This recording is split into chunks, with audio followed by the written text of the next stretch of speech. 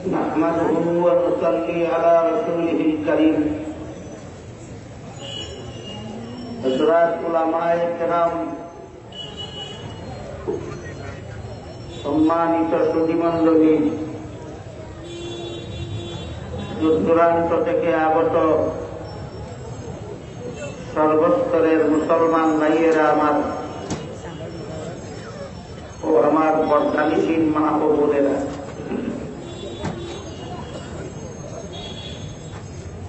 গতকাল পর্যন্ত সূরাতুল ফাতিহার 5টা নামের অর্থ এবং নামকরণের কারণ আলোচনা করা হয়েছে। সূরাতুল ফাতিহার 6 নম্বর নাম হল সূরাতুত তা'লিমিল মাসআলা। এর অর্থ হল বান্দার পক্ষ থেকে আল্লাহর কাছে দোয়া করার নিয়ম পদ্ধতি শিক্ষাদানের সূরা। এই সূরার ভিতরে বান্দা আল্লাহর কাছে কোন নিয়মে দোয়া করবে এই নিয়মটাও শিক্ষা দেওয়া হয়েছে। এই জন্য আল্লাহ এই সূরার 6 নম্বর নামকরণ করেছেন সূরাতুত তা'লিমিল মাসআলা। আল্লাহর কাছে সুয়াল করার, আল্লাহর কাছে চাওয়ার নিয়ম পদ্ধতি শিক্ষা দেওয়া। কি নিয়ম শিক্ষা দিলেন এটা অবশ্যই আমাদের সকলের জানা, বুঝার এবং স্মরণ রাখার দরকার। গত 2 দিন বলা হয়েছে এই সূরার ভিতরে সর্বমোট 7খানা আয়াত আছে। প্রথম আয়াতে বলা হয়েছে আলহামদুলিল্লাহি রাব্বিল আলামিন। এর অর্থ হল সমস্ত প্রশংসা ওই আল্লাহর জন্য যিনি সমগ্র জগতের প্রতিপালক। এর মাধ্যমে শিক্ষা দেওয়া হয়েছে যে তুমি যে আল্লাহর কাছে দোয়া করবে আগে সেই আল্লাহর প্রশংসা করো। আগেই তোমার চাওয়া পাওয়া নয়, আগে আল্লাহর প্রশংসা। একটু লক্ষ্য করলে আপনারা স্মরণ রাখতে পারবেন শেষ পর্যন্ত। প্রথম আয়াতে কি শিক্ষা দেওয়া হল, দ্বিতীয় আয়াতে কি শিক্ষা দেওয়া হল, তৃতীয় আয়াতে কি শিক্ষা দেওয়া হল, একটু মনোযোগ দিয়ে স্মরণ রাখতে পারবেন। দোয়া করার নিয়ম প্রথম আয়াতে শিক্ষা দেওয়া হল প্রথমে আল্লাহর প্রশংসা করা। 2 নম্বর আয়াত হল আর রহমানির রহিম। আল্লাহ অত্যন্ত মেহেরবান, অতিশয় দয়ালু। এর মাধ্যমে শিক্ষা দেওয়া হয়েছে আল্লাহর গুণগান গাও। 3 নম্বর আয়াত হল মালিক ইয়াউমিদ্দিন। এর শব্দার্থ হল কর্মফল দান দিবসের মালিক। মর্মার্থ হল কিয়ামতের দিনের মালিক। এর মাধ্যমে শিক্ষা দেওয়া হয়েছে আল্লাহকে যথাযথ মর্যাদা দান করো। 4র্থ আয়াত হল ইয়্যাকা না'বুদু ওয়া ইয়্যাকা নাস্তাঈন। এর অর্থ হল আমরা একমাত্র তোমারই ইবাদত করি, তোমারই কাছে সাহায্য চাই। এখানে শিক্ষা দেওয়া হয়েছে তুমি যে আল্লাহর কাছে দোয়া করবে আর আল্লাহ যে তোমার দোয়া কবুল করবেন, আল্লাহর সাথে তোমার সম্পর্কটা কি আগে পরিষ্কার করো। আল্লাহর সাথে যদি তোমার কোনো সম্পর্কই না থাকে তাহলে কোন অধিকারে তুমি আল্লাহর কাছে চাইবে? আর তোমার সাথেও যদি আল্লাহর কোন সম্পর্কই না থাকে তাহলে কেন তুমি চাইলেই তিনি দিবেন? চাওয়া এবং দেওয়া দুই পক্ষের মধ্যে একটা সম্পর্ক থাকতে হবে। বলতে হবে তোমার আল্লাহর সাথে তোমার কি সম্পর্ক। 4 নম্বর আয়াতে ইয়াকা না'বুদু, একমাত্র তোমারই ইবাদত করি আমরা, এর মাধ্যমে শিক্ষা দেওয়া হয়েছে। আল্লাহ আমাদের মাবুদ, আমরা আল্লাহর বান্দা, এই জন্য আল্লাহর ইবাদত। আল্লাহর সাথে আমাদের সম্পর্ক কি? তিনি আমাদের মনিব, আমরা তার গোলাম। গোলামে মনিবের কাছে না চাইলে আর চাইবে কার কাছে? আর মনিবে গোলামকে না দিলে আর দিবে কাকে? সুতরাং আল্লাহর সাথে আমাদের মনিব গোলামের সম্পর্ক, মাবুদ বান্দার সম্পর্ক। এই কারণে আমাদের মনিবের কাছে চাওয়া ছাড়া আমাদের চাওয়ার জায়গা নাই। এজন্য আমরা আল্লাহর কাছে চাইতে বাধ্য। আল্লাহ অনুগ্রহ করে আমাদেরকেই দেবে। এই নিয়মটা শিক্ষা দেওয়া হল 4র্থ নম্বরে। আগেই বলেছিলাম, গভীরভাবে লক্ষ্য করলে স্মরণ রাখতে পারবেন, কত নম্বর আয়াতে দোয়া করার কোন নিয়ম শিক্ষা দেওয়া হল। প্রথম আয়াতে শিক্ষা দেওয়া হলো আগে আল্লাহর প্রশংসা করো। দ্বিতীয় আয়াতে শিক্ষা দেওয়া হয়েছে আল্লাহর গুণগান দাও। তৃতীয় আয়াতে শিক্ষা দেওয়া হয়েছে আল্লাহকে মর্যাদা দাও। 4র্থ আয়াতে শিক্ষা দেওয়া হয়েছে আল্লাহর সাথে তোমার সম্পর্ক কি বলো। এই নিয়মে দোয়া করলে আল্লাহর কাছে দোয়া কবুল হয় না। এই জন্য সূরার তাফসীরে লেখা আছে, আলহামদু শব্দের দ্বারা দোয়া শুরু করা সুন্নাত। আলহামদু শব্দের দ্বারা দোয়া শুরু করা, এই শব্দের দ্বারা আল্লাহর প্রশংসা হয়। আর প্রথম আয়াতে আল্লাহ শিক্ষা দিয়েছেন দোয়া করার শুরুতে আল্লাহর প্রশংসা করা। কাজেই আলহামদুলিল্লাহ কথার দ্বারা যারা দোয়া শুরু করেন তারা সূরাতুল ফাতিহার মধ্যে আল্লাহ যেই নিয়মে দোয়া শিক্ষা দিয়েছেন সেই নিয়মে দোয়া করেন। দেশের প্রেসিডেন্ট সাহেবের পক্ষ থেকে যদি আপনাদের কাছে অনুদান দেওয়ার জন্য, তিনি আপনাদেরকে অনুদান দেওয়ার জন্য নিজে যদি আবেদন পত্রের খসড়া তৈরি করেন, কিভাবে আবেদন পত্র তার কাছে পেশ করতে হবে তিনি নিজেই যদি তার খসড়া তৈরি করে দেন, তাহলে এইটা পূরণ করে দাখিল করলে কবুল হওয়ার সম্ভাবনা কম না বেশি? আল্লাহর কাছে কোন নিয়মে বান্দায় চাইতে হবে আল্লাহ সূরাতুল ফাতিহার মাধ্যমে এক আবেদন পত্রের খসড়া বানিয়েছেন।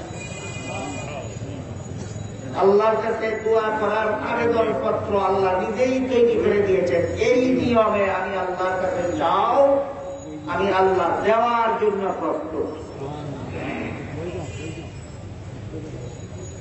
এই জন্য আয়াত এই সূরার তাফসীরে লেখা আছে আলহামদুলিল্লাহ কথার দ্বারা দোয়া শুরু করা সুন্নাত। আমরা হয়তো অনেকে না জানার কারণে অথবা জানার পরও লক্ষ্য না রাখার কারণে আলহামদুলিল্লাহ কথার দ্বারা দোয়া শুরু করি না, আল্লাহুম্মা আমিন কইয়া দোয়া শুরু করি। আল্লাহুম্মা আমিন অর্থ হে আল্লাহ কবুল করো। তুমি দোয়া করবার আগে আল্লাহ কবুল করবে না, আমিন অর্থই কবুল করো, কিন্তু বলবার আগেই কবুল করবে না বলার পরে? আল্লাহুম্মা আমিন দোয়ার শুরুতে আনফিট, দোয়ার শুরুতে আমিন শব্দ কি? আনফিট। এই কথাটা মনে রাখার দরকার হবে। নাইলে সুরার তফসির শুনে লাভ কি? সুরায় কি শিক্ষা দেয়? যে সুরার তফসির শুনলাম, এই সুরা আমাদের কি শিক্ষা দেয় তা তো স্মরণ রাখতে হবে। হ্যাঁ, আবেদন শেষ করার পরে আবেদনকারী বলতে পারে, দোয়া করে, খুব দয়া করে কবুল করুন। তাই সূরাতুল ফাতিহা শেষ করার পরে আমিন বলা সুন্নাত। এই আমিন শব্দ কোরআনের অংশ নয়, এই আমিন শব্দ সূরাতুল ফাতিহার অংশ নয়। আবেদনকারীর পক্ষ থেকে আবেদনের সার বলেন। আল্লাহ শিক্ষা দেওয়া আবেদন পত্রে যা কিছু বললাম, এবার আমার পক্ষ থেকে বলছি, দয়া করে কবুল করে। তাই দোয়া শেষ করা, আমিন শব্দের দ্বারা দোয়া শেষ করা সুন্নাত। এখানেও আমরা অনেকে হয়তো না জানার কারণে, আর না হয় জানা সত্ত্বেও খেয়াল না করার কারণে আমিন কথার দ্বারা দোয়া শেষ করি না, লা ইলাহা ইল্লাল্লাহ কথার দ্বারা দোয়া শেষ করি। আল্লাহর শিক্ষা দেওয়া নিয়ম ছাড়া এটা করি আমাদের নিজেদের ইচ্ছা মতো। আল্লাহ কোন নিয়ম শিক্ষা দিলেন দোয়া শেষ করার, সেটা হয়তো জানা নাই, আর না হয় জানা থাকলেও মানার মতো লক্ষ্য নাই।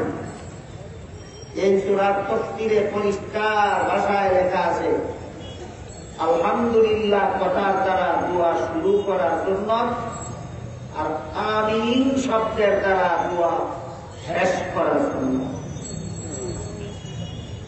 আল্লাহুম্মা আমিন বলে দোয়া শুরু করা সুন্নাত নয়, লা ইলাহা ইল্লাল্লাহ কলেমার দ্বারা দোয়া শেষ করা সুন্নাত নয়।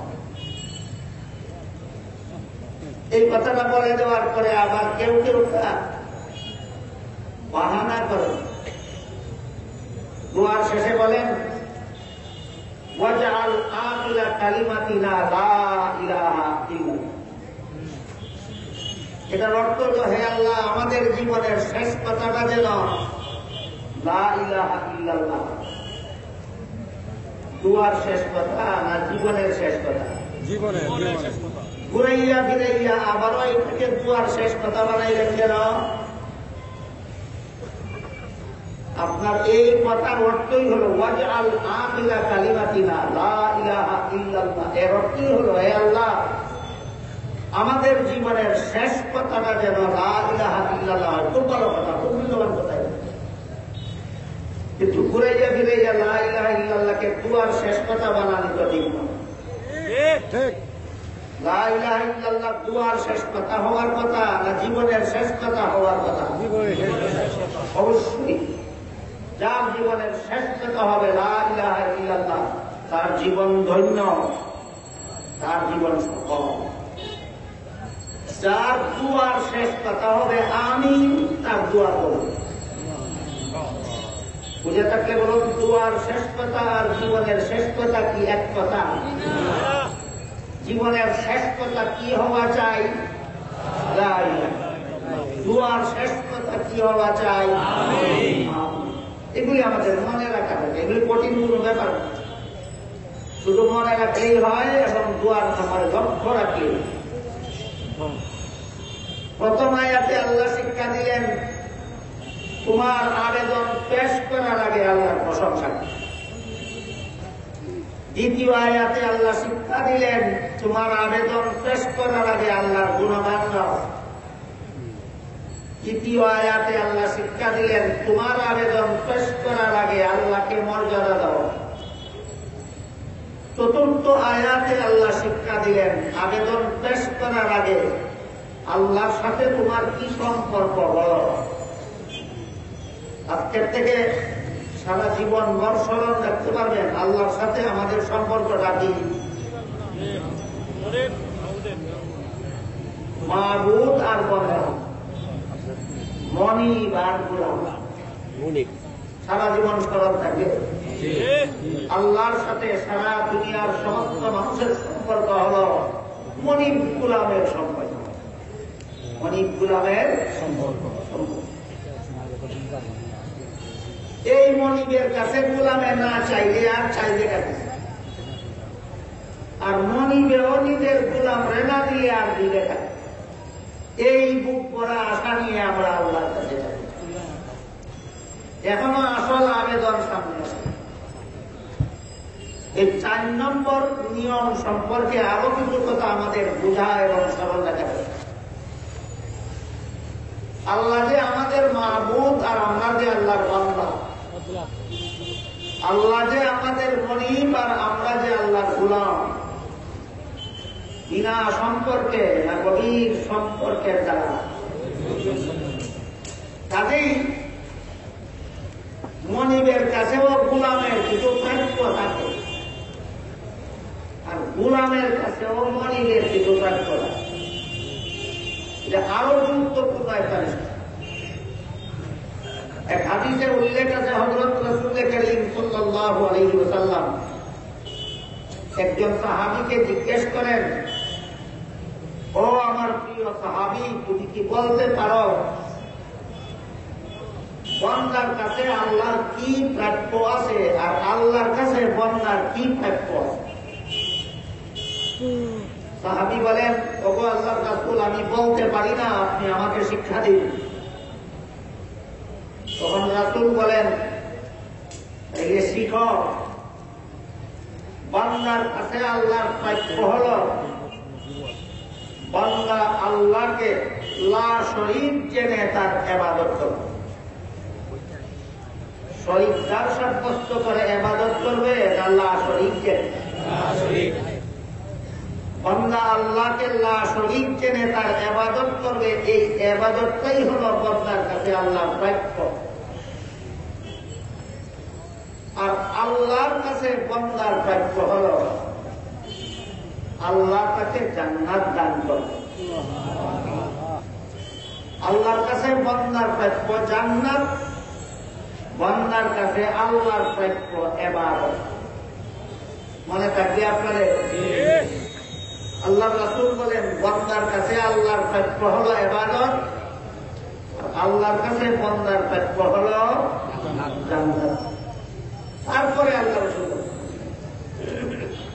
যেই বান্দা আল্লাহর প্রাপ্য দিয়ে দেবে, আল্লাহও সেই বান্দার প্রাপ্য দিয়ে দেবে। বুঝলেন? কি বুঝলেন? বান্দা আল্লাহর প্রাপ্য দিয়ে দেবে মানে যথারীতি আল্লাহর ইবাদত করবে, আল্লাহও সেই বান্দার প্রাপ্য দিয়ে দেবেন, মানে তাকে জান্নাত দান করে দেবেন। কাজেই যেই বান্দা আল্লাহর প্রাপ্য দেবে না, আল্লাহ তার প্রাপ্য দেবেন না। কথা পরিষ্কার হইল কিনা? একবার একটা মেয়ে লোক তার কুলের শিশু কুলে নিয়ে রাসূল কারীম সাল্লাল্লাহু আলাইহি ওয়াসাল্লামের দরবারে এসে জিজ্ঞাসা করল, ওগো আল্লাহর রাসূল, একটা মেয়ে লোকে তার কুলের শিশুকে বেশি দয়া মায়া করে না আল্লাহ তার বান্দাকে বেশি দয়া মায়া করেন, আমি জানতে চাই। রাসূল বলেন, একটা মেয়ে লোক তার কুলের শিশুকে যে পরিমাণ দয়া মায়া করে, আল্লাহ তার বান্দাকে তার চেয়ে বহু গুণ বেশি দয়া মায়া করে। এবার মেয়ে লোকটা জিজ্ঞাসা করে, দুনিয়ার কোন মেয়ে লোক স্বেচ্ছায় সজ্ঞানে আপন সন্তানকে অগ্নিকুণ্ডে নিক্ষেপ করে না, আল্লাহ তো তার বহু বান্দাকে জাহান্নামের আগুনে নিক্ষেপ করবে। তাহলে কে কারে বেশি মায়া করল? বুঝেছেন মেয়েদের প্রশ্নটা? কোন মেয়ে লোক তার কুলের সন্তানকে স্বেচ্ছায় সজ্ঞানে অগ্নিকুণ্ডে নিক্ষেপ করে, আল্লাহ তার অসংখ্য অগণিত বান্দাকে জাহান্নামের আগুনে নিক্ষেপ করবেন। তাহলে কেমনে বুঝি আমি একটা মেয়ে লোকে তার কুলের শিশুকে যে পরিমাণ দয়া মায়া করে, আল্লাহ তার বান্দাকে তার চেয়ে বহুগুণ বেশি দয়া মায়া করেন, কথাটা প্রমাণ হইল কিভাবে? এই প্রশ্ন করা মাত্রই রাসূল করিম সাল্লাল্লাহু আলাইহি ওয়াসাল্লাম আল্লাহর দরবারে সিজদায় পড়লেন। অনেকক্ষণ পর্যন্ত সিজদায় থেকে মেয়ে লোকটার প্রশ্নের জবাব আল্লাহর কাছ থেকে সংগ্রহ করেছেন। তারপরে সিজদা থেকে মাথা মুবারক উঠিয়ে ওই মেয়ে লোকটাকে বললেন,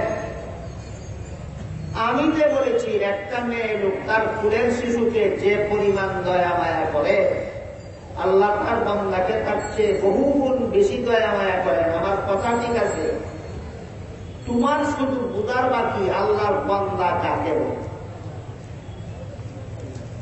রাসূল বলেন, যে আল্লাহর বন্দেগী করে তাকে আল্লাহর বান্দা বলে। যে আল্লাহর বন্দেগী করে না সে আসলেই আল্লাহর বান্দা নয়। এমন ব্যক্তিকেই আল্লাহ জাহান্নামে নিক্ষেপ করে। যারা আল্লাহর বন্দেগী করে তারা আল্লাহর বান্দা। জাহান্নাম এদের জন্য নয়, আল্লাহ জান্নাত এদের জন্যই বানাইছে। এবার বুঝতে পারলেন আল্লাহর সাথে আমাদের মাবুদ বান্দার সম্পর্ক হওয়াটা কতটুকু ফলপ্রসূ। এই জন্য সূরাতুল ফাতিহার 4 নম্বর আয়াতে শিক্ষা দেওয়া হয়েছে, আল্লাহর সাথে তোমার সম্পর্ক কি বলো। কি শিক্ষা দিয়েছেন আল্লাহর সাথে আমাদের কি সম্পর্ক? তিনি আমাদের মাবুদ, আমরা তার বান্দা। তিনি আমাদের মনিব, আমরা তার গোলাম। গোলাম তাকে গোলামি করলে না করলে, যারা গোলামি করে তাদের জন্যই জান্নাত বানাইছেন। যারা গোলামি করে না তাদের জন্য নয়। যারা গোলামি করে না তারা আসলেই আল্লাহর গোলাম নয়। তাদের সাথে আল্লাহর কোন সম্পর্ক নাই, আল্লাহর সাথে তাদের কোন সম্পর্ক নাই। সূরাতুল ফাতিহার 4 নম্বর আয়াতের শিক্ষা।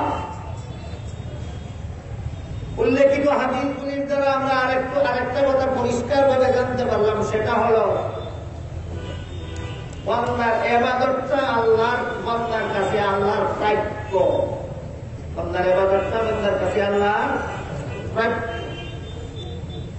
আল্লাহর প্রাপ্য যদি আল্লাহকে দিয়ে দেই তাহলে আমাদের প্রাপ্য আল্লাহ আমাদেরকে দিয়ে দেয়। আল্লাহর প্রাপ্য হল ইবাদত, এটা যদি ঠিক মতে করি আমার প্রাপ্য আছে আল্লাহর কাছে জান্নাত, সেটা আল্লাহ আমাকে দান করে দেন।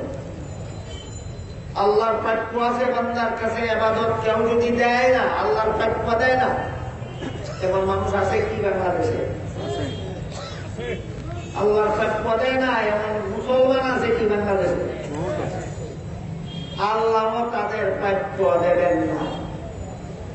যে আল্লাহর প্রাপ্য দেবে আল্লাহ তার প্রাপ্য দেবেন। আল্লাহ রাসূল বলেছেন, যে আল্লাহর প্রাপ্য দেবে আল্লাহ তার প্রাপ্য দেবেন, যে আল্লাহর প্রাপ্য দেবে না আল্লাহ তার প্রাপ্য দেবেন। তাহলে পরিষ্কার হয়ে গেল ইবাদতটা আমাদের কাছে আল্লাহর প্রাপ্য। ইবাদতটা আমাদের কাছে আল্লাহর প্রাপ্য।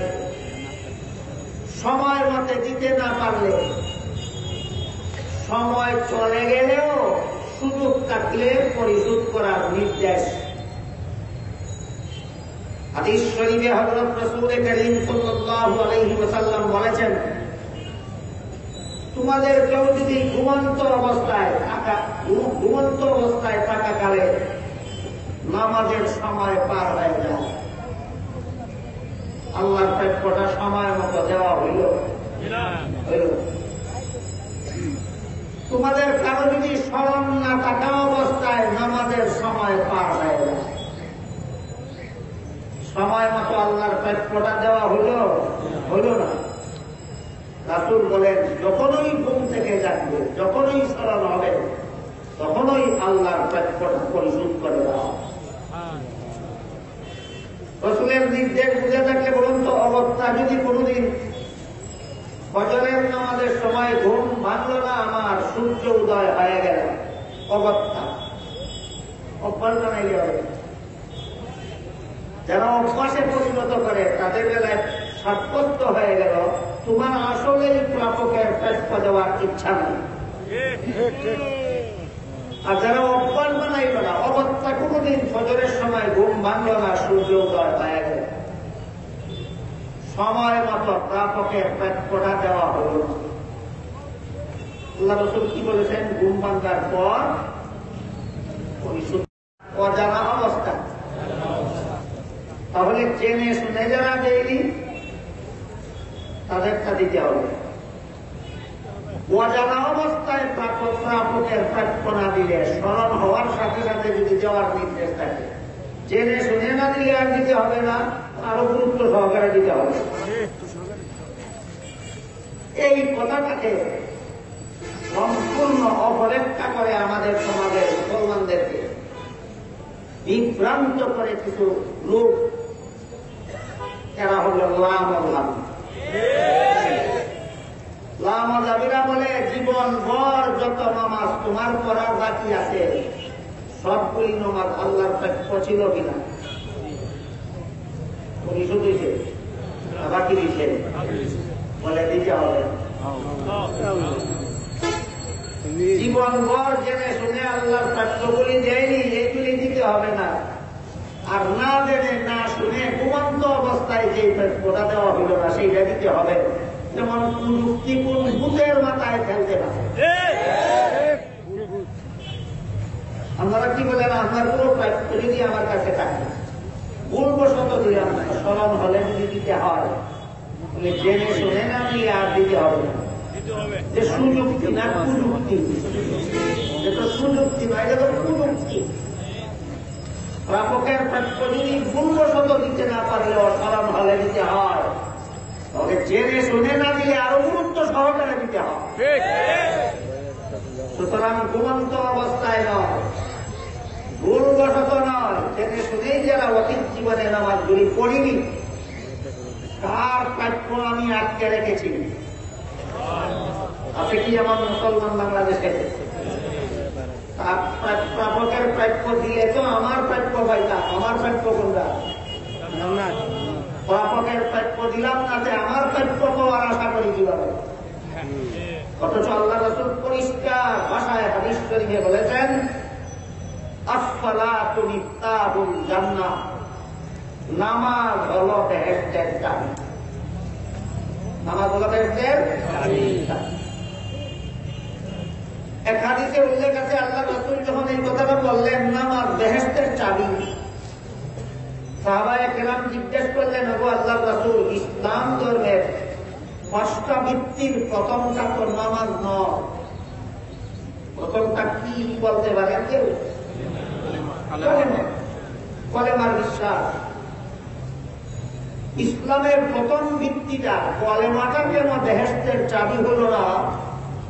2 নম্বরটা কেন বেহেশতের চাবি হইল? নামাজ কেন বেহেশতের চাবি হইল?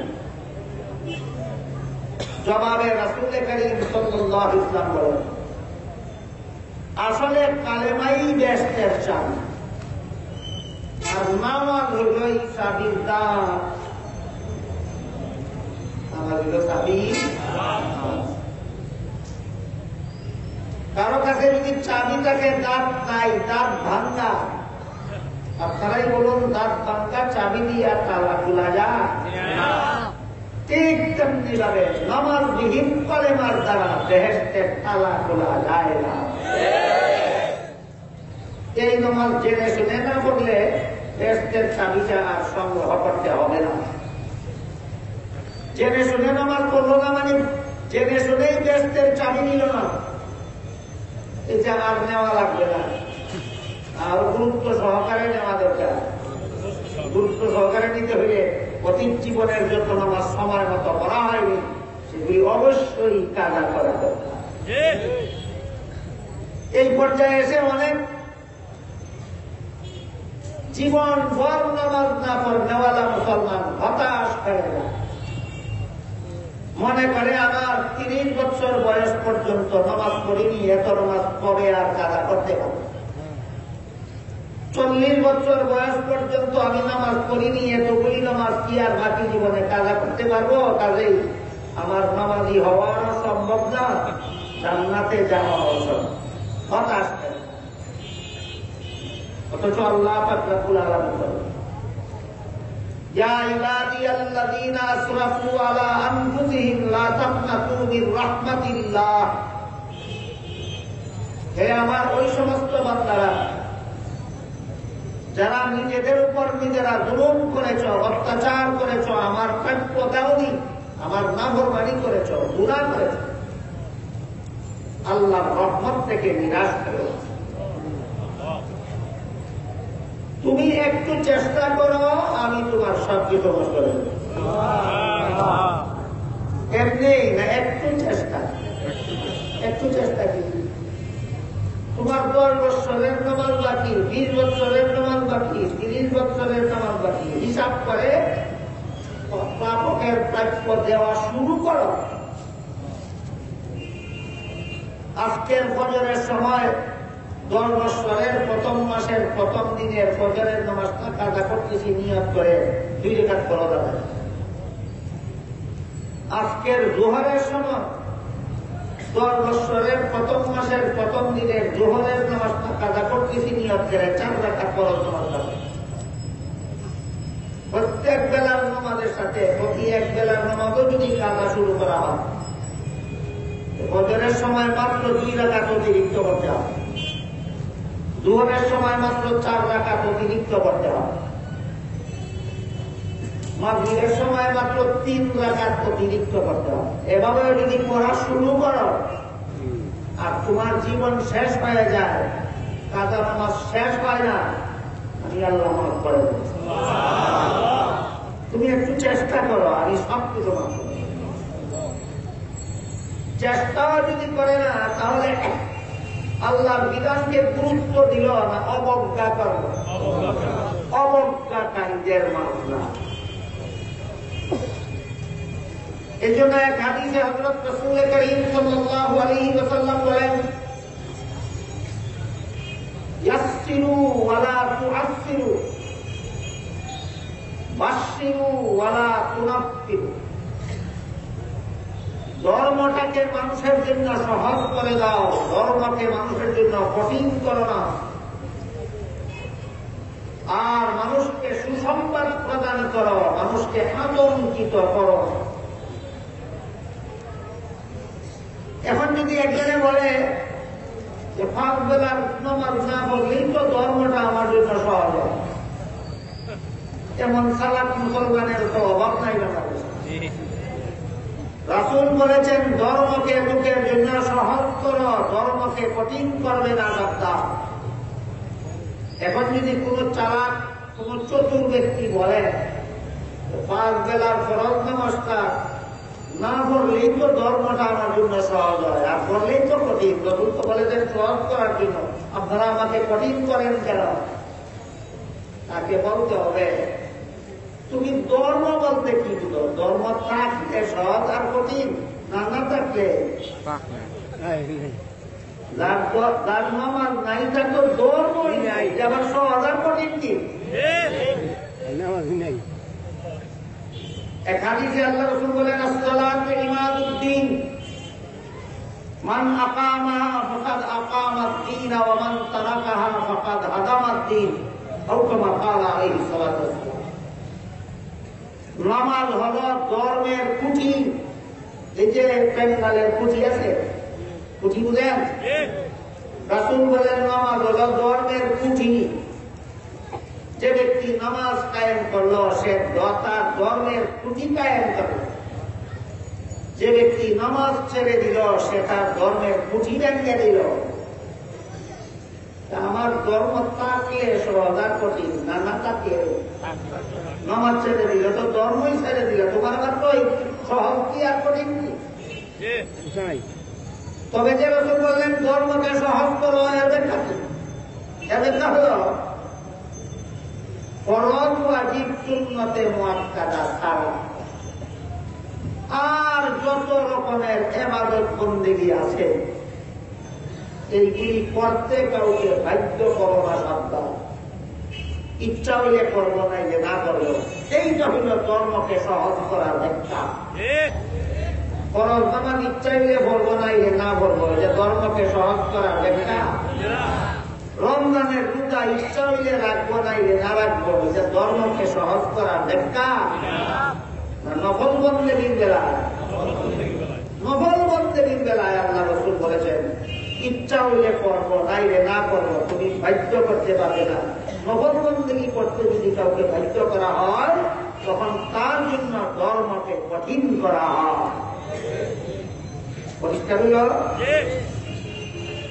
তেমনিভাবে আল্লাহ রাসূল বলেন, বাশশিরু ওয়ালা তুনাফফিরু, মানুষকে সুসংবাদ দাও, মানুষকে আতঙ্কিত করো না। এখন যদি কোনো লোকে বলে আমি বেনামাজি অবস্থায় জীবন কাটাবো, আমি বেরোজগার অবস্থায় জীবন কাটাবো, আমি সুদখোর, ঘুষখোর, মদখোর, গাঞ্জাখোর হইয়া জীবন কাটাবো, আমাকে যদি জাহান্নামের কথা বলো তবেই তো আমাকে আতঙ্কিত করা হলো। রাসূল বলেছেন আমাকে সুসংবাদ দেওয়ার জন্য।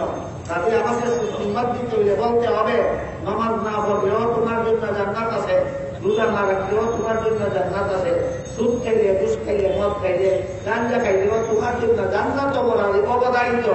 এইভাবে বললে আমার জন্য সুসংবাদ। এমন চতুর মুসলমানের তোমার কাছে অভাব নাই। এই জন্য হাদিসের ব্যাখ্যায় লেখা আছে, রাসূল যে বলেছেন বাশশিরু ওয়ালা তুনাফফিরু, মানুষকে সুসংবাদ দাও, মানুষকে আতঙ্কিত করো না। এর মানে হল 14 রকমের গুনাহ, 14 পরিমাণের গুনাই একটা বান্দা তার জীবনে করুক,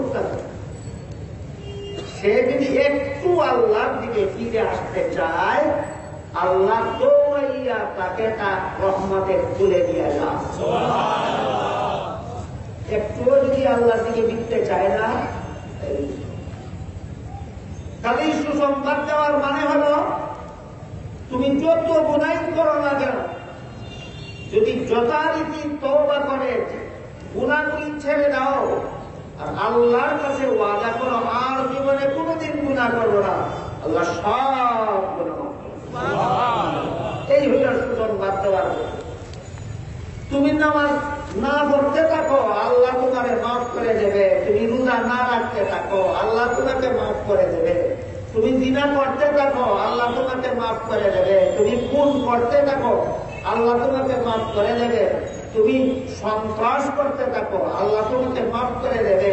তুমি সুদ খাইতে থাকো, আল্লাহ তোমাকে মাফ করে দেবে। তুমি ঘুষ খাইতে থাকো, আল্লাহ তোমাকে মাফ করে দেবে। এটা সুসংবাদ দেওয়ার পদ্ধতি? সব গুনাহ তওবা করে ছেড়ে দাও, আল্লাহ তোমাকে মাফ করে দেবে। ওইটা পদ্ধতি কোনটা?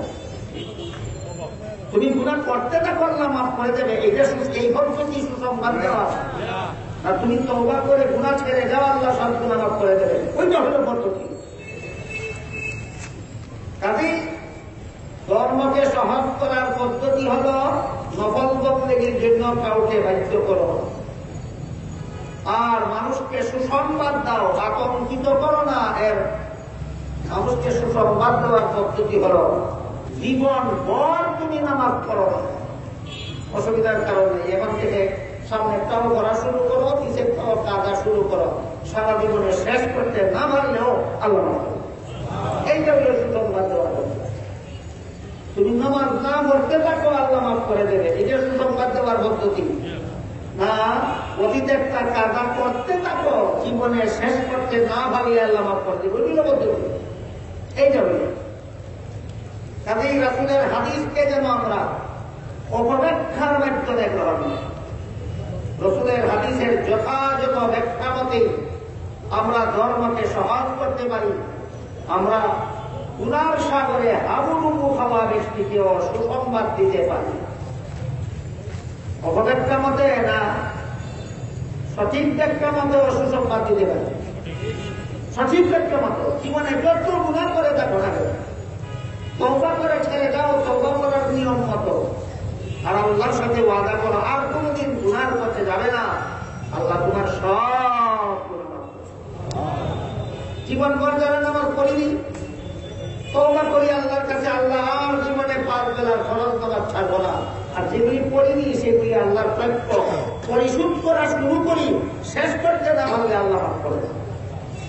বুঝে থাকলে বলুন, মাফের দরজা বন্ধ না খোলা? মন গড়ার মতো না পদ্ধতি মতো? অতীত জীবনের নামাজ না ভরার কোথা, মাফের পদ্ধতি কোথা? না ভরা নাকি পড়তে থাকা? কাজা না করা নয়, কাজা করতে থাকো, জীবনে কোন ভাও না আল্লাহ মাফ করবে। সুতরাং লামিলাতে বলে উমরি কাজা করতে হবে না। উমরি কাজা কি? উমরি কাজাই কোন আসল শব্দ। আসল শব্দ হল অতীত জীবনের না পড়া নামাজ। অতীত জীবনের না পড়া নামাজ গুলি কি আমার কাছে আল্লাহ বসিল? জেনে শুনে পরিশোধ করিনি, এখন হুশ হওয়ার পরেও পরিশোধ করবো না। আল্লাহ বলেন পরিশোধ করে শুরু করো, না মারলে না। শুরু করলে না মারলে মা, শুরু না করলেই না করলেও মা। হ্যাঁ, শুরু করলে পরে না। বিষয়টা পরিষ্কার করে বোঝার জন্য আপনাদেরকে রসুলের হাদিসের একটা ঘটনা শোনা। হাদিস শরীফে উল্লেখ আছে হযরত মুসা আলাইহিস সালামের জামানায় অনাবৃষ্টি দেখা দিল। অনাবৃষ্টির কারণে মানুষের ফসল নষ্ট হতে লাগে। উম্মতেরা নবীর কাছে ফরিয়াদ করলো, আল্লাহর কাছে দোয়া করুন, আল্লাহ যেন রহমতের বৃষ্টি দিয়া আমাদের ফসল রক্ষা করে। নবী বললেন আল্লাহ অনাবৃষ্টি দিয়া ফসল নষ্ট করেন বন্দার গুনার কারণে। বুঝে বলুন, অনাবৃষ্টি দিয়া ফসল নষ্ট করেন কিসের কারণে? কাজে তোমরা যারা যারা যে যত রকমের গুনাহ করেছ প্রত্যেকের সকল প্রকার গুনাহ থেকে তওবা করো এবং সম্মিলিত ভাবে আসো। তোমাদেরকে নিয়ে আমি আল্লাহর কাছে রহমতের বৃষ্টির জন্য দোয়া করব। সবাই আসলো। মুসা নবী তাদেরকে নিয়ে আল্লাহর কাছে দোয়া করতে লাগলেন, আল্লাহ আমাদের যে যত গুনাহ করেছি তওবা করে ছেড়ে দিলাম, আর কোনদিন এই সমস্ত গুনাহ করব না। নবীর গুনাহ, উম্মতের গুনাহ। এই সমস্ত হাদিসের শব্দের উপর তালাশ করে আবার কেউ কেউ নবীগণকেও গুনাহগার সাজাবার অপেক্ষায় লিপ্ত হবে। নবীগণের গুনাহ না উম্মতের গুনাহ? উম্মতের। সমস্ত নবীগণ আজীবন বেগুনাহ থাকেন। কোন নবী জীবনে কোনদিন একটা গুনাহ করেন না। দুঃখের বিষয় আমাদের সমাজে এমন লোকেরও অভাব নাই যারা বলে অমুক নবী অমুক ঘটনার মাধ্যমে গুনাহ করেছেন, তমুক নবী তমুক ঘটনার মাধ্যমে গুনাহ করেছেন। পরিষ্কার হাদিসে কুরআনে আছে। যেমন একটা উদাহরণ আপনাদের হযরত আদম আলাইহিস সালামকে আল্লাহ জান্নাতে দিয়ে বলেছিলেন সব রকমের ফলমূল খাও, একটা গাছের ফল খেতে নিষেধ করেছেন। শেষ পর্যন্ত ইবলিসের দুখায় পড়ে আদম নিষিদ্ধ গাছের ফল খেয়েছিলেন কিনা? তাহলে আল্লাহর নিষেধ পালন হলো না লঙ্ঘন হলো? আল্লাহর আদেশ নিষেধ লঙ্ঘন করার নাম হইতো গুনাহ। বেগুনাহ হইল কোথায়? এইভাবে বলেন। এখানে আপনারা ঠিক বেঠিক বলবেন না, সব কথার ঠিক বেঠিক আপনারা জানলে আমরা জানবো। অনেক কথার ঠিক বেঠিক আপনারা বলেন না, সব কথা। হ্যাঁ, সব কথার ঠিক বেঠিক আপনারা জানেন। এইখানে আপনারা ঠিক বেঠিক বলবেন না, আপনারা ঠিক বেঠিক এটা জানেন না, এটা বলার জন্য আমরা এসেছি। আদম নিষিদ্ধ গাছের ফল খাইলেন কিনা এটা তো জানেন। এটা বলেন নিষিদ্ধ গাছের ফল খাওয়ার দ্বারা আল্লাহর নিষেধ পালন হইল না লঙ্ঘন হইল? এটা তো জানেন, এটা বলেন। কিন্তু যারা নবীগণকে গুনাহগার সাব্যস্ত করতে চায় এরা ব্যাখ্যাটা এইভাবে করে যে আল্লাহর আদেশ নিষেধ লঙ্ঘন করলেই তো গুনাহ হয়, কাজেই আদম নবী বেগুনাহ হইলেন কোথায়? এখন আর ঠিক বেঠিক আপনারা বলবেন না, এটা আরেক বেটা, এটা আমরা বলবেন। এবার শুনুন, মানুষের কোন কাজের দ্বারা গুনাহ হয় অথবা সওয়াব হয় দুনিয়ার জীবনে, জান্নাতি জীবনে নয়। মানুষের কোন কাজের দ্বারা সওয়াব হয় অথবা গুনাহ হয় জান্নাতি জীবনে না দুনিয়ার জীবনে? জান্নাতি জীবনের কোন কাজের সাথে সওয়াবেরও কোন সম্পর্ক নাই, গুনাহেরও কোন সম্পর্ক। এবার বলুন, আদম নিষিদ্ধ গাছের ফল খেয়েছিলেন দুনিয়ার জীবনে, জান্নাতি এর সাথে সওয়াবেরও সম্পর্ক নাই, গুনাহেরও সম্পর্ক নাই। এবার বলো, এই ঘটনার দ্বারা কি আদম গুনাহগার সাব্যস্ত হন? এইভাবে বিভিন্ন নবীর জীবনে এমন কিছু ঘটনা আছে যেগুলিকে মন গড়া ব্যাখ্যা করলে আপনি নবীকে গুনাহগার সাব্যস্ত করতে পারবেন, সহি ব্যাখ্যা করলে কোন নবী গুনাহগার সাব্যস্ত হন না। কথা পরিষ্কার হইল? নবীগণের জীবনে অনেক ঘটনা এরকম পাবে, মন গড়া ব্যাখ্যা করলে গুনাহগার সাজা নিয়ে যান, সহি ব্যাখ্যা করলে কোন নবীর জীবনের কোন ঘটনার দ্বারা সহি ব্যাখ্যার মতে কোন নবী গুনাহগার সাব্যস্ত হন। এবার আসল কোন ঘটনায় যায়? হযরত মুসা আলাইহিস সালাম আল্লাহর কাছে দোয়া করলেন, আল্লাহ এই অনাবৃষ্টির কারণে আমাদের ফসল নষ্ট হচ্ছে, এইগুলি আমাদের সকলের গুনার ফসল। এর মানে কি? নিজের নমতে আমরা যথারীতি তওবা করতেছি, আর জীবনে কোনদিন গুনাহ করব। দয়া করে আমাদেরকে মাফ করে দিন এবং রহমতের বৃষ্টি দিয়ে আমাদের ফসল রক্ষা করুন। দুয়ার ভিতরে আল্লাহ মুসা নবীর কাছে ওহী পাঠালেন, আপনার সাথে হাত মিলাইয়া যারা যারা আমিন বলতেছে, এদের মধ্যে একটা লোক এখনো এমন আছে যার ভবিষ্যতে আরো গুনাহ করার ইচ্ছা আছে। ভবিষ্যতে আরো গুনাহ করার ইচ্ছা থাকলে তওবা হয় না। ভবিষ্যতে আরো গুনাহ করার ইচ্ছা থাকলে তওবা হয় না। তওবা না হইলে মাফ হয় না, মাফ না হইলে রহমতের বৃষ্টি হয়। মুসা নবীকে দুয়ার মধ্যে আল্লাহ ওহীর মাধ্যমে জানায় দিলেন যে একটা লোকের এখনো ভবিষ্যতে আরো গুনাহ করার ইচ্ছা আছে, এই লোকটা আপনার সাথে হাত মিলে আমিন বললে এই আমিন কবুল হবে না, রহমতের বৃষ্টি হবে না। মুসা আলাইহিস সালাম দোয়ায় বিরতি দিয়া মজমাকে বললেন, তোমাদের কার অন্তরে এখনো ভবিষ্যতে গুনাহ করার ইচ্ছা আছে? আর কেউ না জানলে তুমি নিজে তো জানো। কোন সুদ করে ভবিষ্যতে আরো সুদ খাওয়ার ইচ্ছা আছে? মনে মনে জানে না। কোন ঘুষখোর ভবিষ্যতে আরো ঘুষ খাওয়ার ইচ্ছা আছে? সে কি মনে মনে জানে না। আমি মুসা নবী বললেন, তুমি মনে মনে তো জানো কার মনে ইচ্ছা আছে ভবিষ্যতে আরো গুনাহ করার। তুমি এই মজমার মধ্যে থাকলে তোমার কারণে আমাদের কারো দোয়া কবুল হবে না, তুমি এখান থেকে চলে যাও, তারপরে আমরা সকলে মিলে আল্লাহর কাছে যাবো। এইবার যেই লোকটার মনে মনে ইচ্ছা ছিল গুনাহ ভবিষ্যতে আরো করবে, তার খবর হয়েছে কিনা?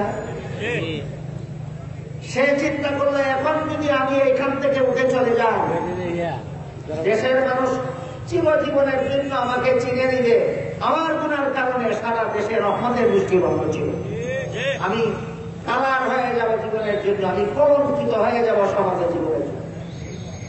এই লোকটা এখান থেকে উঠলো না, গেল না, শুধু মনে মনে আল্লাহকে বলে, আল্লাহ যা হওয়ার উচিত, আর আমারে কালার করো না, আমাকে সমাজে চিরজীবনের জন্য কলঙ্কিত করো না। আল্লাহ কথা দিলাম তোমারে, আর জীবনে গুনাহ করব না। মুখ দিয়া কইছে না মনে মনে? কে কে শুনছে? নবীও শুনছে। মনে মনে আল্লাহরে কইছে, আশপাশের লোকেরা শুনতে দূরের কথা, নবীও শুনছে না। এমনি বৃষ্টি আরম্ভ হয়ে গেছে। বৃষ্টি আরম্ভ হওয়ার পরে এইবার নবী আল্লাহরে জিজ্ঞাসা করেন, আপনি আমাকে বললেন কি আর কাজটা করলেন কি? আমাকে বললেন একটা লোকের মনে মনে ইচ্ছা আছে আরো গুনাহ করবে, এখানে তাকিয়ে গুনাহ বৃষ্টি হবে না, কেউ তো গেল না, বৃষ্টি হইল কেমনে? আল্লাহ নবীকে বলেন, নবী যে ভাবিষ্টের কারণে আমার রহমতের বৃষ্টি বন্ধ ছিল, তার কারণে রহমতের বৃষ্টি আমি দিলাম। ওই মানুষকে সুসংবাদ দেওয়ার চিন্তা কথা হারিয়ে গেছে। এই জন্য মানুষকে সুসংবাদ দেওয়ার পদ্ধতি, তুমি আল্লাহর দিকে ফিরো, আল্লাহ তোমার দিকে ফিরবে। তুমি আল্লাহর দিকে হামাগুড়ি দিয়ে আসো, আল্লাহ তোমার দিকে দৌড়াইয়া আসবে। মনে মনে শুধু আল্লাহর সাথে প্রতিজ্ঞা করবো, আর জীবনে কোনোদিন গুনাহ করবো না। নবীকেও আল্লাহ জানতে দিলেন না, নবীর দুয়ার অপেক্ষাও আল্লাহ করলেন না, রহমতের বৃষ্টি শুরু করে। নবী জিজ্ঞাসা করলেন, ভাবিষ্ঠ কি করছে যে কারণে আপনি তাড়াতাড়ি বৃষ্টি দিলেন? আল্লাহ বলেন পাপিষ্ঠরা আমার সাথে ওয়াদা করে ফেলেছে আর কোনদিন গুনাহ করবে না, আমি খুশি হয়ে গেছি। মানুষকে আতঙ্কিত করবেন না সুসংবাদ দিবেন, আল্লাহ মাফ করে দেবেন, এই হল সুসংবাদ দেওয়ার কথা বলতে পারলেন।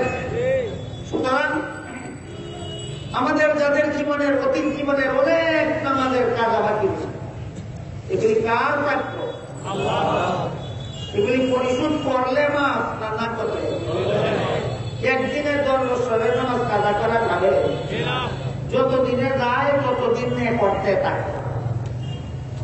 তোমার সাহিত্যের বাইরে নয়, সাহিত্যের ভিতরে তুমি কাজা নামাজগুলি করা শুরু করো।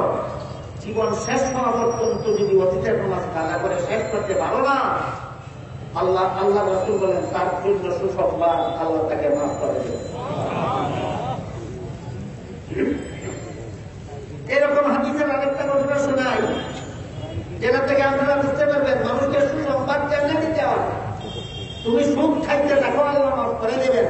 তুমি ঘুষ খাইতে থাকো, আল্লাহ মাফ করে দেবেন। তুমি মদ খাইতে থাকো, আল্লাহ মাফ করে দেবেন। তুমি গাঁজা খাইতে থাকো, আল্লাহ মাফ করে দেবেন। তুমি নামাজ কাজা করতে থাকো, আল্লাহ মাফ করে দেবেন। তুমি মানুষকে জুলুম অত্যাচার করতে থাকো, আল্লাহ মাফ করে দেবেন। যে সুসংবাদ দেওয়ার পদ্ধতি না, তুমি সব গুণা ছেড়ে দেওয়া, আল্লাহ মাফ করে দেবে। ওইটা হইল পদ্ধতি, এইটা হইল সুসংবাদ দেওয়ার পদ্ধতি। এ প্রসঙ্গে আমি আপনাদেরকে রাসূলের হাদিস থেকে আরেকটা ঘটনা শুনি। হাদিস শরীফে রাসূল করিম সাল্লাল্লাহু আলাইহি ওয়াসাল্লাম বলেন, অতীতকালে একটা লোক 99টা খুন করেছে। কতটা খুন? 99টা খুন। তারপরে তার অন্তরে আল্লাহর গজবের ভয় ঢুকেছে। যখন আল্লাহর গজবের ভয় ঢুকলে 99টা মরা দেহে আবার 99টা প্রাণ দিতে পারবে, এখন কি উহা? এই চিন্তা তার ভিতরে, যতটা মানুষ আমি হত্যা করেছি এতটা প্রাণ কি দিতে পারবো, তাহলে আমি আল্লাহর কাছে আমার কি উপায়? একজন লোককে জিজ্ঞাসা করলো, আমি 99টা খুন করছি, আমার কি আল্লাহর কাছে মাফের কোন উপায় আছে? লোকটা বলে, একটা নয়, 2টা নয়, 5টা নয়, 7টা নয়, 99টা খুন করেছ, এত বড় জঘন্যতম পাপী তুমি, তোমার মাফের কোন পথ না। আল্লাহ রাসূলকে বলেছিলেন, বাস্তিমু, যত গুনাই করো মাফের কোন পথ নাই বললে সুসংবাদ দেওয়া হয় না। মাফের পথ আছে, যদি তুমি আল্লাহর দিকে ফিরো, আল্লাহ তোমার দিকে ফিরবে। সুসংবাদ দেওয়া, এই লোকটা সুসংবাদ দিল, আতঙ্কিত করে দিল, আতঙ্কিত। তোমার মাফের কোন পথ, 99 খুনের খুনিয়ে কর, আমার মানের কোন পথ নাই, এটা একটা সুসংবাদ দিছ না আমার, তুমি আমার একটা দুঃসংবাদ দিছ। আমি তোমাকে ছাড়ছি না। আগে করছিল কটা? এমন হয়েছে 100 দাম জেনি, কিন্তু তার ভিতরে জ্বালা হয়েছে আল্লাহর কাছে। এই অনুতাপ, এই অনুশোচনা এমন একটা আগুন, যে আগুন জিন্দেগীর সমস্ত গুনাহ জ্বালিয়ে ছাই করে দেয়। গুনার কারণে যে অন্তরের অনুশোচনা, এই অনুশোচনাটা একটা আগুন, জীবনের সমস্ত গুনাহ জ্বালিয়ে ছাই করে দেয়। আগুনকে সঠিকভাবে ব্যবহার করতে হবে, আর যথেচ্ছা ব্যবহার করবে না, সঠিকভাবে আগুনকে সঠিকভাবে। তার মানে জ্বালা আল্লাহর কাছে কি করবে? দুঃসংবাদ দেওয়ার কারণে ওই লোকটাকেও খুন করলাম, ভালো কথা, কিন্তু আল্লাহর কাছে কি করবে? লোকদের জিজ্ঞাসা করে, আমার 100টা খুনের মাফের কোন পথ আছে? অন্য লোকেরা আসেও বলে না, নাইও বলে না, বলে আমরা জানি, আমরা জানি।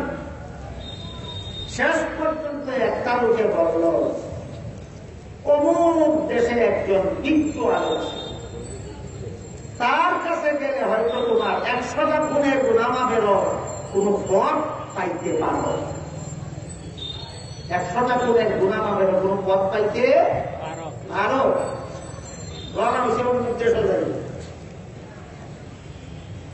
বলেন, গুনাহ করতে থাকার জন্য না গুনাহ মাফ হওয়ার জন্য? কিছু পথ গেল, বেশি পথ হইল না। এই কথাটা স্মরণ রাখো, বেশি পথ গেল না কিছু পথ, আর বাকি সবটুকু পথ হইল না। এমন অবস্থায় আজরাইল ফেরেশতা সামনে এসে তোমার জীবন শেষ, তোমার জান বের করার জন্য আজরাইলের অধীনে দুইজন ফেরেশতা থাকে, একদল রহমতের, একদল গজবের। ইমানদার নেককারের জান রহমতের ফেরেশতা বাইর করে, বেঈমান পাপিষ্ঠের জান গজবের ফেরেশতা বাইর করে। এই লোকের জান বাইর করার জন্য আজরাইলের সাথে দুজন ফেরেশতা উঠে। রহমতের ফেরেশতারা বলে এই লোকটা আল্লাহর কাছে গুনাহ মাফের পথ তালাশ করতেছিল, হায়াতে কোন পয়সা নাই, এটা তার দোষ নয়, আমরা তার জানি।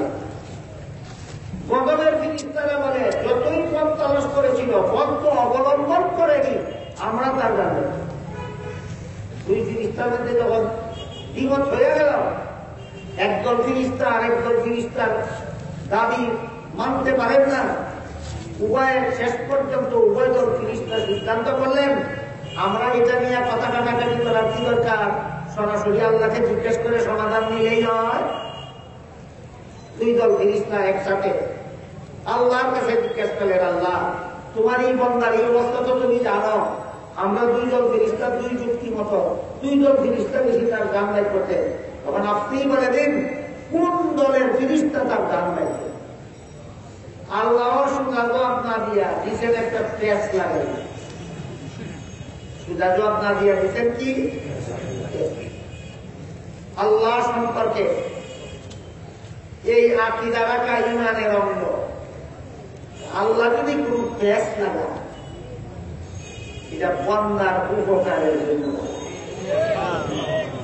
কেউ যদি আল্লাহ সম্পর্কে এই বিশ্বাস থাকে যে আল্লাহ ফেরেশতা লাগাইছে ওই আমার বিপদ বাড়াইতো, তার ঈমান বিনষ্ট হয়ে যাওয়ার। আমার কথা বুঝে থাকলে বলুন, আল্লাহ বন্দার কোন ব্যাপারে ফেরেশতা লাগাইলে বন্দার অনিষ্টের জন্য, বন্দার ভালোর জন্য। এইটা মনে রাখুন, এটা কিন্তু ঈমানের অঙ্গ। এই বিশ্বাস না থাকলে ঈমান নষ্ট হয়ে যায়। বন্দার কোন কাজে যদি আল্লাহ পেঁচ লাগায় এটা বন্দার উপকারের জন্য। আল্লাহ সুদা জবাব না দিয়ে জবাব দিছে একটা পেঁচ লাগে। কি জবাব?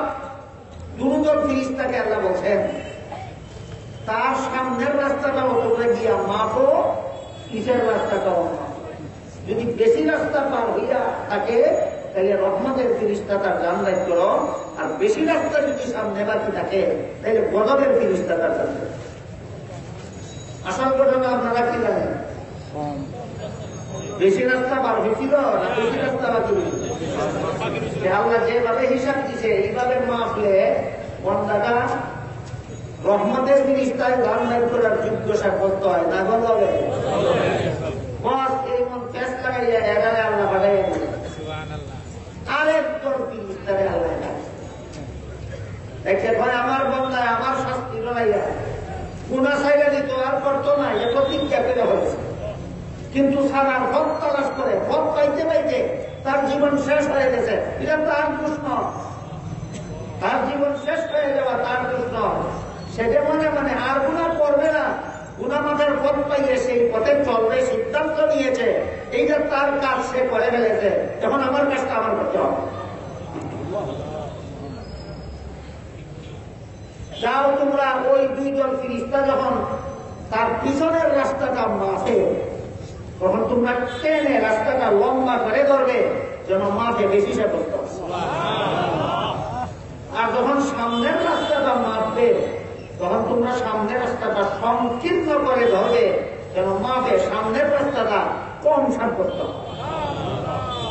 তৃতীয় দল ফেরেশতা আল্লাহর নির্দেশ মতো এই কাজ করলেন। বাস্তবে পিছের রাস্তা বেশি হইলেও মাপে, পিছের রাস্তা কম হইলেও মাপে বেশি ধরা পড়েছে। বাস্তবে সামনের রাস্তা বেশি থাকলেও মাপে কম সাব্যস্ত হয়েছে। আল্লাহর রহমতের ফেরেশতা 100 গুণের খুনি জান কবজ করেছে।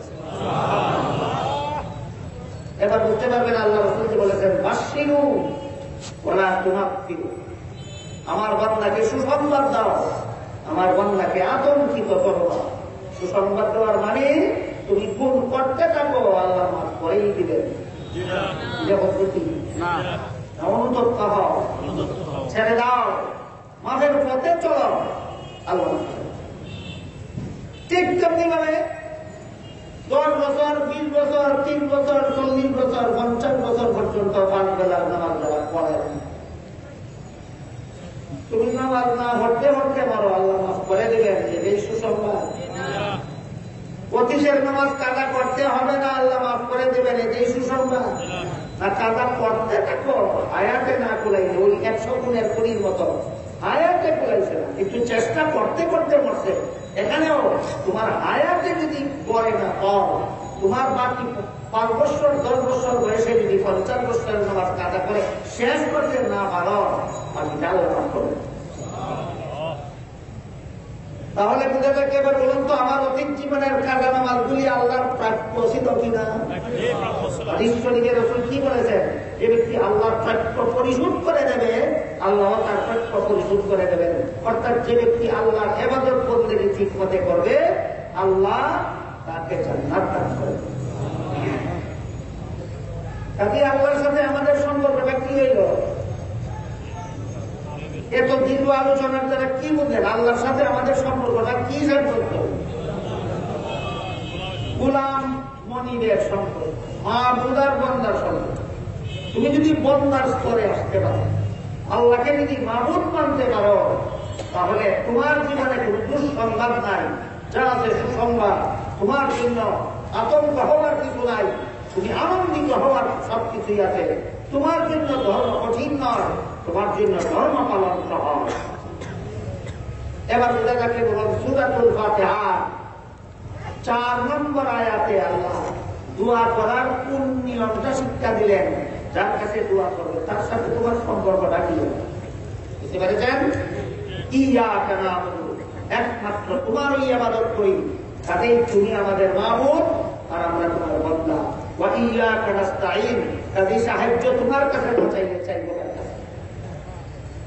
এই পর্যন্ত গেল শুধু নিয়ম, না ভুলে গেলেন?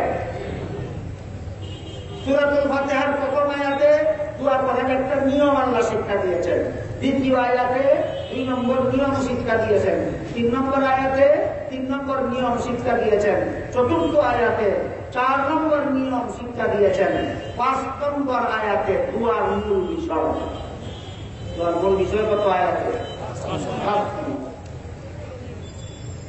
5 নম্বর আয়াতটা হলো ইহদিনাস সিরাতাল মুস্তাকিম, আমাদেরকে সুদার পথ, আমাদেরকে সুদার পথ। সুদার পথ কোথায় যাওয়ার পথ? আমাদের বাড়িতে যাওয়ার পথ। এই দুনিয়া কোন মানুষের বাড়ি নয়, এই দুনিয়াটা হল সমস্ত মানুষের জন্য একটা দোকান। দুনিয়াটা সমস্ত মানুষের জন্য একটা দোকান। এই দোকানে এসেছি, আমার পছন্দের বাড়িটা আমার নামে দলিল করে নেওয়ার জন্য। প্রত্যেকটা মানুষের জন্য আল্লাহ জান্নাতে একটা করে বাড়ি তৈরি করেছেন। দুনিয়া নামের দোকানে পাঠিয়েছেন যার যার নামের বাড়ি যার যার নামে দলিল করার জন্য। বাড়ি আছে, দলিল হয়েছে না। দুনিয়াতে আসে কি করতো? জান্নাতের নিজের বাড়িটা নিজের নামে দলিল করে গেলেন। জানি না আপনারা শুনতে হবেন কিনা, তাফসীরের কিতাবে পরিষ্কার ভাষায় লেখা আছে, আল্লাহ যতটা মানুষ সৃষ্টি করেছেন প্রত্যেকটা মানুষের জন্যই জান্নাতে একটা করে বাড়ি তৈরি করেছেন। এমন একটা মানুষ আল্লাহ সৃষ্টি করেননি যার জন্য জান্নাতে কোনো বাড়ি তৈরি করেন। কাজেই ফেরাউন নামে একটা মানুষ বানাইছেন, তার জন্য জান্নাতে একটা বাড়ি বানাইছেন। নমরুদ নামে একটা মানুষ বানাইছেন, তার জন্য জান্নাতে একটা বাড়ি বানাইছেন। কারুন নামে একটা মানুষ বানাইছেন, তার জন্য জান্নাতে একটা বাড়ি বানাইছেন। আবু জাহাল নামে একটা মানুষ বানাইছেন, তার জন্য জান্নাতে একটা বাড়ি বানাইছেন। ডক্টর আহমদ শরীফ নামে একটা মানুষ বানাইছেন, তার জন্য জান্নাতে একটা বাড়ি বানাইছেন। লতিফ সিদ্দিকী নামে একটা মানুষ বানাইছেন, তার জন্য জান্নাতে একটা বাড়ি। তখন আমার কথা শুনছেন, ঠিক বলছেন, ঠিক আছে, ঠিক প্রত্যেকটা মানুষের জন্যই আল্লাহ জান্নাতে একটা বাড়ি বানিয়েছে, কিন্তু আল্লাহ ঘোষণা দিয়েছে ইন্নাল্লাহা আশতারা মিনাল মুমিনিনা আনফুসাহুম ওয়া আমওয়ালাহুম বিআন্না লাহুমুল জান্নাহ। এই বাড়িটা প্রতিটি মানুষের জন্যই জান্নাতে একটা বাড়ি আমি বানাইছি, কিন্তু একটা মানুষকেও সেই বাড়িটা ফ্রি দেব না, বিনামূল্যে দেব না, আমাদের আঞ্চলিক ভাষায় কয় মাগনা দেব না। মাগনা বুঝলেন? মাগনা দিতে দুনিয়া নামের দোকানে যাবে, সেখান থেকে তোমার নামের তৈরি করা বাড়ি দলিল করে আসবে চিরকালের জন্য জান্নাতের বাড়িতে। এই জান্নাতের বাড়িটা কিনতে হইলে আল্লাহ পাক রব্বুল আলামিন কোন আয়াতে বলেন, ইয়া আইয়ুহাল্লাযীনা আমানু হাল আদুল্লুকুম আলা তিজারাতিন তুনজিকুম মিন আযাবিন আলীম তু'মিনুনা বিল্লাহি ওয়া রাসূলিহি ওয়া তুজাহিদুনা ফি সাবিলিল্লাহ وتجاهدون في سبيل الله بأموالكم وأنفسكم ذلكم خير لكم إن كنتم تعلمون। হযরত উসমান ইবনে মাযউন নামের একজন সাহাবী রাসূলের কাছে অনুমতি চাইলেন বৈরাগী জীবনযাপনের জন্য। খুব সংক্ষেপে কেমন জীবনযাপনের অনুমতি চাইলেন? বৈরাগী জীবনযাপন, সংসার নিবর্জিত জীবনযাপন।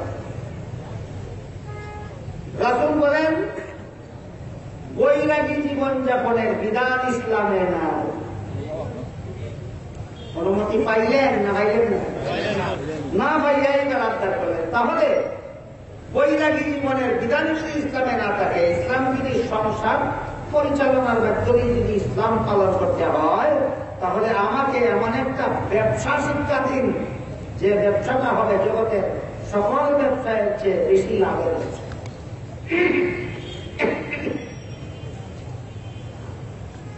তখন আল্লাহ আয়াত নাযিল করে বলেন, ইয়া আইয়ুহাল্লাযীনা আমানু, হে ঈমানদারগণ, উসমান ইবনে মাযউন আমার নবীর কাছে সবচেয়ে বড় লাভের ব্যবসা শিখতে চাইছেন।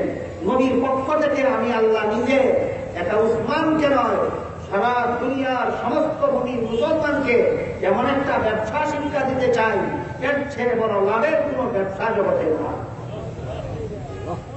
শিখতে চাইলেন একজন, আল্লাহ শিক্ষা দিতে চাইলেন সবাইকে, সমস্ত মুমিন মুসলমান। কি সেই ব্যবসাটা? আল্লাহ বলেন, তু'মিনুনা বিল্লাহি ওয়া রাসূলিহি, আল্লাহ এবং আল্লাহ রাসূলের প্রতি ঈমান আনা। ওই জান্নাত এর খরিদ্দার হইতে গেলে, জান্নাত তোমার নামে জান্নাতের বাড়ি দলিল করতে হইলে লাইনে দাঁড়া। লাইনটা হইল মুমিন মুসলমানের লাইন। মুমিন মুসলমানের লাইনে না দাঁড়িয়ে জান্নাতের খরিদ্দার হওয়া যাবে না। খুব পরিষ্কার ভাষা আল্লাহ কোরআনের আয়াতে বলেন, মাইয়াবতাগি গায়রাল ইসলামি দীনান ফালান ইউকবালা মিন, ইসলাম ছাড়া ভিন্ন কোন ধর্ম আল্লাহর কাছে কখনো গ্রহণযোগ্য হবে না। হাদিস শরীফে আল্লাহ রাসূল বলেছেন, আমি মুহাম্মদুর রাসূলুল্লাহকে মুহাম্মদুর রাসূলুল্লাহ না মানা পর্যন্ত, আল্লাহর কাছ থেকে যে সমস্ত বিধিবিধান আমি এনে দিয়েছি সেইগুলির স্বীকৃতি না দেওয়া পর্যন্ত একটা মানুষও চিরস্থায়ী জাহান্নাম থেকে বাঁচতে পারবে না, জান্নাত লাভ করতে পারবে। বুঝা যাচ্ছে? বলুন, আল্লাহর কাছে গ্রহণযোগ্য ধর্ম কতটা? একমাত্র ইসলাম। ভিন্ন ধর্মের প্রতি আল্লাহর আস্থা না অনাস্থা। কিন্তু দুঃখের বিষয়, আমি তো সারা বাংলাদেশে ঘোরাফেরা করি। বাংলাদেশের বিভিন্ন এলাকার বড় বড় রাজপথে বিশাল বিশাল ব্যানার টাঙ্গানো দেখতে পাই, যেখানে বড় বড় নেতাদের পক্ষ থেকে লেখা থাকে ঈদুল আজহা ও দুর্গা পূজায় শুভেচ্ছা। ঈদুল আজহা কোন ধর্মে, দুর্গা পূজা কোন ধর্মে? আল্লাহর আস্থা না অনাস্থা? আল্লাহর যেখানে অনাস্থা, তোমার সেখানে শুভেচ্ছা। আল্লাহর অনাস্থায় যদি কেউ শুভেচ্ছা জানায় যে আল্লাহর জান্নাত তার জন্যই বানায়, আর সামনে বুঝাইলে বুঝবে বাংলাদেশের মুসলমান, এর থেকে সুদা বানাও তো লাগবে না।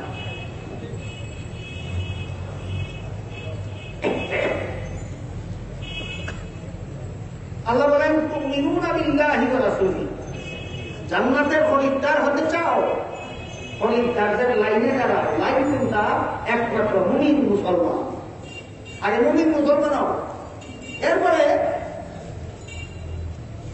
ইন্নাল্লাহা আশতারা মিনাল মুমিনিনা আনফুসাহুম ওয়া আমওয়ালাহুম বিআন্না লাহুমুল জান্নাহ। মুমিন হইতো জান্নাতের খরিদ্দারের লাইনে দাঁড়াইতো, এবার জান্নাতের মূল্য পরিশোধ করবে। মূল্য কি? দুইটা জিনিস, একটা তোমার জান, একটা তোমার মাল। তোমার জানকে তোমার ইচ্ছা মতো ব্যবহার করবে না, আল্লাহর বিধান মতো ব্যবহার করবে। তোমার মালকে তোমার ইচ্ছা মতো খরচ করবে না, আল্লাহর বিধান মতো খরচ করবে।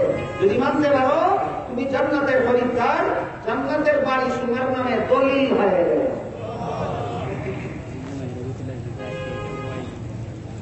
এবার বলুন তো আপনাদের বাড়ি কোথায়? আসেন কোথায়? বাড়িতে এতটুকু বুঝতে পারে। এখন বুঝবেন 5 নম্বর আয়াতে যে দুয়ার মূল বিষয়টা কি?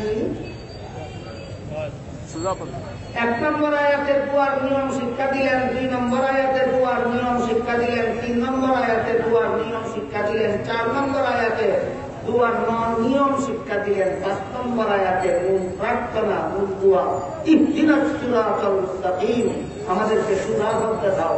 এবার বলুন কোথায় যাওয়া আছে? এতক্ষণে সিরাতে মুস্তাকিম বলে আমার বাড়ি যেখানে সেখানে যাওয়ার সুধাবদ্ধ দাও। বলুন বুঝে থাকলে এবার আপনাদের বাড়ি কোথায়? তাহলে কোথায় যাওয়ার সুধাবদ্ধের দোয়া সুরায়ে ফাতিহার ভিতরে আল্লাহ শিক্ষা দিয়েছেন।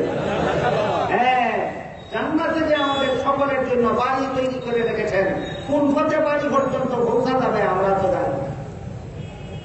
আল্লাহ নাসি রেলে আপনারা কেউ জানেন? আপনাদের বাড়ি জান্নাতে, কিন্তু কোন পথে সেখানে পৌঁছা যাবে আমাদের কারো জানা নাই। কাজেই সূরা ফাতিহার মূল প্রার্থনার ব্যাপার হইল, যে বাড়ি আমার জন্য বরাদ্দ করেছ আল্লাহ, সেই বাড়িতে পৌঁছার সুধাপত্তা আমাদেরকে দেন। তোমার মূল বিষয় এই হইল ইহদিনাস সিরাতাল মুস্তাকিম। 5 নম্বরে আমাদেরকে সুধাপত্ত দাও, এটা হল দোয়ার মূল বিষয়। বুঝে থাকলে বলুন 1 নম্বর আয়াতে কি শিক্ষা দেওয়া হয়েছে? দোয়া করার একটা নিয়ম। 2 নম্বর আয়াতে কি শিক্ষা দেওয়া হয়েছে? দোয়া করার একটা নিয়ম। 3 নম্বর আয়াতে কি শিক্ষা দেওয়া হয়েছে? দোয়া করার একটা নিয়ম। 4 নম্বর আয়াতে কি শিক্ষা দেওয়া হয়েছে? দোয়া করার একটা নিয়ম। তাহলে দোয়া তো হ্যাঁ, দোয়া হলো 5 নম্বর আয়াতে। দোয়াটা কি? ইহদিনাস সিরাতাল মুস্তাকিম, আমাদেরকে সুধাবদ্ধ দাও। এবার বলুন কোথায় যাওয়া?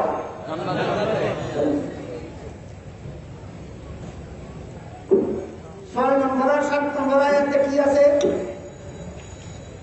6 নম্বর আর 7 নম্বর আয়াতে দুয়ার ব্যাখ্যা আছে। 5 নম্বর আয়াতে শুধু আবেদন, 6 নম্বর আয়াতে আবেদনের কিছু ব্যাখ্যা, 7 নম্বর আয়াতে আবেদনের আরো কিছু ব্যাখ্যা। স্মরণ রাখুন, 5 নম্বর আয়াতে আছে দোয়া, 6 নম্বর আয়াতে আছে দোয়ার কিছু ব্যাখ্যা, 7 নম্বর আয়াতে আছে দোয়ার আরো কিছু ব্যাখ্যা।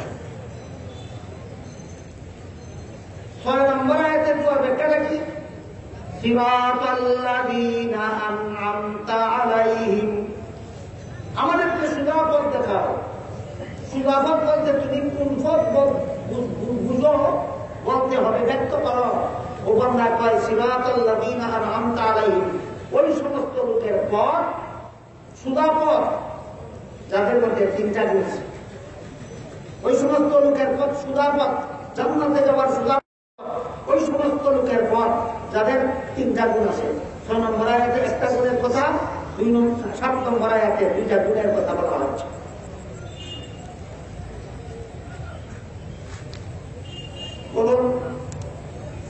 সিরাতে মুস্তাকিম ওই সমস্ত লোকের পথ, যে সমস্ত লোকের কথা গুণ আছে তিনটে গুণ। 1 নম্বর গুণ আল্লাযীনা আনআমতা আলাইহিম, যাদেরকে তুমি নিয়ামত দান করেছ, একটা গুণ। 2 নম্বর গুণ গায়রিল মাগদুবি আলাইহিম, যারা গজব প্রাপ্ত নয়। 3 নম্বর গুণ ওয়ালাদ-দাল্লিন, যারা পথভ্রষ্ট নয়। আমি যেভাবে তর্জমাটা করছি এইরকম তর্জমা বর্তমান সমাজের প্রচলিত তর্জমাতুল কোরআনের অধিকাংশে পাবেন না, একটা দুটাই। সিওয়াকা মুদাফ আল্লাযীনা আনআমতা আলাইহিম মুদাফ ইলাইহি মাজরুর। এই আল্লাযীনা সিফত হইল গায়রিল মাগদুবি আলাইহিম। এই আল্লাযীনা আনআমতা আলাইহিম যেমন সিফতে আউয়াল, গায়রিল মাগদুবি আলাইহিম সিফতে সানি, ওয়ালাদ-দাল্লিন সিফতে সালিস। সুতরাং আনআমতা আলাইহিম ওই সমস্ত লোকের একটা গুণ, গায়রিল মাগদুবি আলাইহিম আরেকটা গুণ, ওয়ালাদ-দাল্লিন আরেকটা গুণ। এইভাবে কইলে আলেমরা বলবেন, আপনারা বলবেন না। ওই সমস্ত লোকের পথ সুদাপথ, যাদেরকে তুমি নিয়ামত দান করেছ, যাদের উপর গজব পতিত হয়নি, যারা পথ হারায়নি, তাদের পথ আমাদেরকে দেখাও। অমুকের পথ দেখাইও না, তমুকের পথ দেখাইও না, এমন কোন কথাই এখানে নাই। কার পথ দেখাবেন সেই কথা বলা হয়েছে। যারা তোমার নিয়ামত পাইছে তাদের পথ দেখাও, যাদের উপর তোমার গজব করছে না তাদের পথ দেখাও, যারা পথ হারাইছে না তাদের পথ দেখাও। বলেন অমুকের পথ দেখাইও না, তমুকের পথ দেখাইও না বলা হয়েছে না, কাদের পথ দেখাও তা বলা হয়েছে, তাদের পথ দেখাও। যারা 3 গুণের গুণ। 1 নম্বর গুণ এদেরকে তুমি নিয়ামত দান করেছ।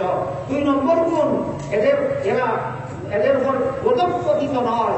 3 নম্বর গুণ এরা পথ হারা নয়, তাদের পথ আমাদেরকে দেখাও। বুঝে থাকলে বলুন তো এবার দুয়া কত নম্বর আয়াতে? 6 নম্বর আর 7 নম্বর আয়াতে কি? 6 নম্বর আয়াতে একটা ব্যাখ্যা, 7 নম্বর আয়াতে 2টা ব্যাখ্যা। 6 নম্বর আয়াতের ব্যাখ্যাটা হইল যাদেরকে তুমি নিয়ামত দান করেছ তাদের পথটা আমারে দেখাও। 7 নম্বর আয়াতের 3 নম্বর গুণটা হইল যারা গজব পতিত নয় তাদের পথটা আমাদের দেখাও।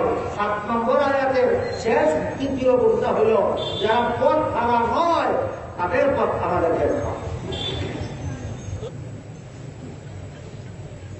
এ পর্যন্ত, এই 3 দিন পর্যন্ত সূরা ফাতিহার 6টা নাম এবং তার নামকরণের কারণ। আজকে 6 নম্বর নামের আলোচনা হল। 6 নম্বর নামটা কি ছিল? সূরাতুত তা'লিমিল মাসআলা, বান্দার পক্ষ থেকে আল্লাহর কাছে সুয়াল করা, দোয়া করা, নিয়ম শিক্ষা দেওয়ার সূরা। কি নিয়ম শিক্ষা দিলেন? 1 নম্বর আয়াতে একটা আদব শিক্ষা দিলেন দোয়া, 2 নম্বর আয়াতে দোয়ার আরেকটা আদব শিক্ষা দিলেন, 3 নম্বর আয়াতে দোয়ার আরেকটা আদব শিক্ষা দিলেন, 4 নম্বর আয়াতে দোয়ার আরেকটা আদব শিক্ষা দিলেন, 5 নম্বর আয়াতে দোয়ার মূল বিষয়বস্তু শিক্ষা দিলেন, 6 নম্বর আর 7 নম্বর আয়াতে দোয়ার বিষয়বস্তু ব্যাখ্যা শিক্ষা দিলেন।